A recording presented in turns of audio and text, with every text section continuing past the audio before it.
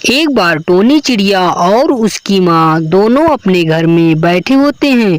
तभी टोनी चिड़िया अपनी माँ से कहती है, अरे माँ, मुझे बड़ी भूख लगी है। क्या तुम मेरे लिए कुछ खाने के लिए लेके आओगी?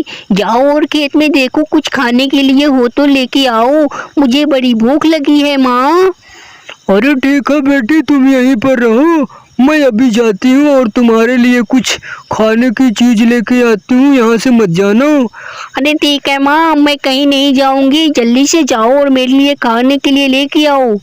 इसके बाद टोनी चिड़िया उड़ते हुए अपने बच्चे के खाने के लिए कुछ लाने के लिए जंगल की तरफ चली जाती है और उड़ते उड़ते जाकर जंगल में खाने की चीज ढूंढने लगती है और जाकर वह अपने खेत में पहुंच जाती।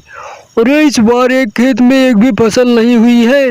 अब मैं अपनी बेटी और अपने आप को क्या खिलाऊंगा, मुझे तो समझ नहीं आ रहा है। लग रहा हमें भूखे ही मरना पड़ेगा, क्या करूं मैं। यह कहकर टोनी चिड़िया उड़ते हुए वहां से चली जाती है और उड़ते हुए जाकर वह एक आम के पेड़ पर जाकर पहुंच जाती है। अरे चलती हूँ, कुछ आम खा लेती हूँ और ये पहले अपने बच्चे के लिए तोड़ के एक आम लेकर उसे खिला दूँ, उसे बड़ी भूख लगी होगी।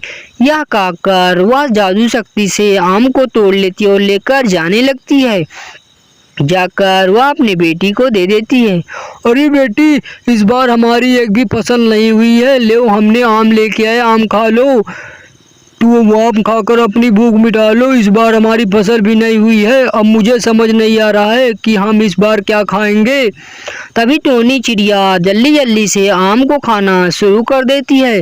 तभी आम से बहुत तेज बिजली चमकती है और एक बहुत अजीब सा आदमी प्रकट हो जाता है। चिड़िया उसे देखकर डर जाती है।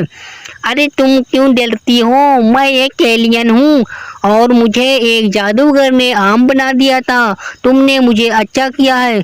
तुम जो भी वरदान मांगोगी मैं तुम्हें दूंगा। तुम्हें क्या वरदान चाहिए, जल्दी से बोलो।